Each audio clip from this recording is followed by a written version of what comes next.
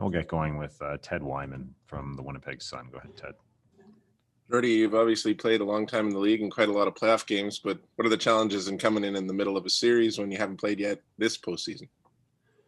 I mean, it's just making sure you stay ready in practice. You gotta stay positive, and it's going to be it's always a long playoff run. So, you just got to stay ready and be ready to go when you get the chance. We'll go next to Ken Weeb from Sportsnet. Go ahead, Weaver. Morning, Jordie. What are some of the experiences you draw on going into tonight, knowing the situation your team is facing? It's just it's another game. You forget about what the last two were. You move on. Series isn't over yet. We're ready to go tonight.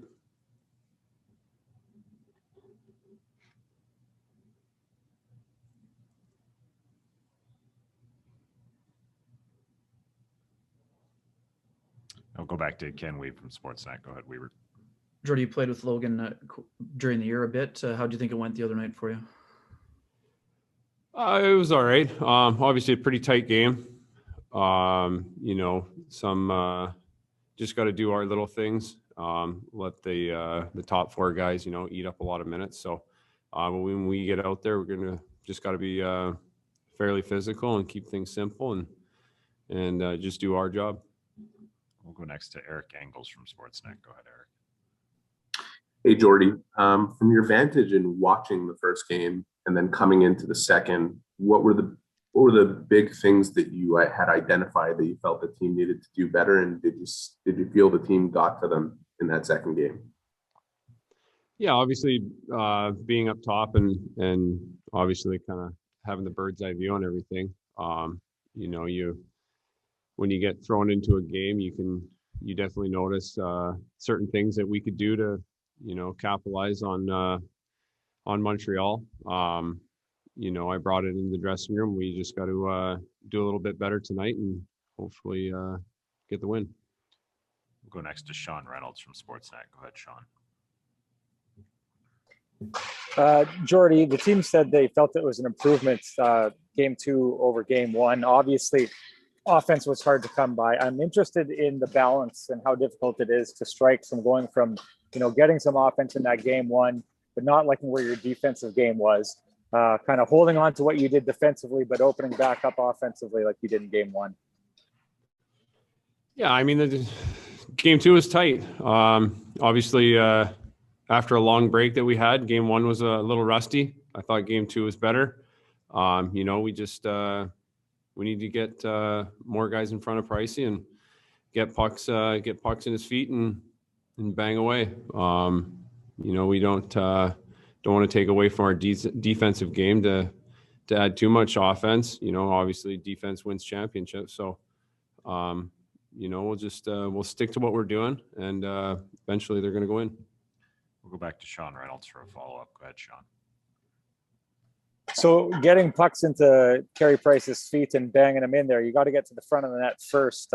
You've played with a lot of those guys over there. How difficult a challenge is that based on what they're capable of?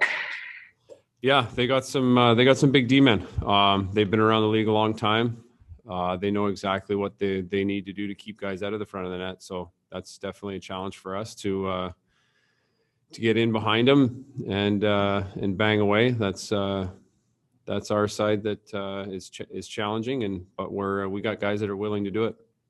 We'll go next to Guillaume Lefrançois from La Presse. Go ahead, Guillaume. Good morning, Jordie. You mentioned earlier that the top 4 plays a lot of minutes, obviously. So how could you describe the challenge for you and Logan to sort of stay sharp and stay effective when you're called upon? Oh, over the years, and I've just gotten used to it. There's your top 4 D-men are going to log a lot of minutes. So, you just got to stay engaged on the bench. You got to stay talkative on the bench, and when you're called upon, you're ready to go. It's just it's one of those things that you get used to, and obviously the more minutes you play, the better it is. But some nights you're not going to get as much, so you just got to stay active on the bench. And final question to Kelly Moore from 680 CJOB. Go ahead, Kelly. Hey, good morning, Jordie. As much as the crowd, or most of them, I guess, won't be cheering for you, just having somewhat of a crowd there for the first time in the postseason, I think for you guys, aside from the care workers the other night, how exciting or how different an atmosphere do you think that's going to create for you? Oh, it's just awesome to have people back in the building. Regardless if we're in Montreal now, and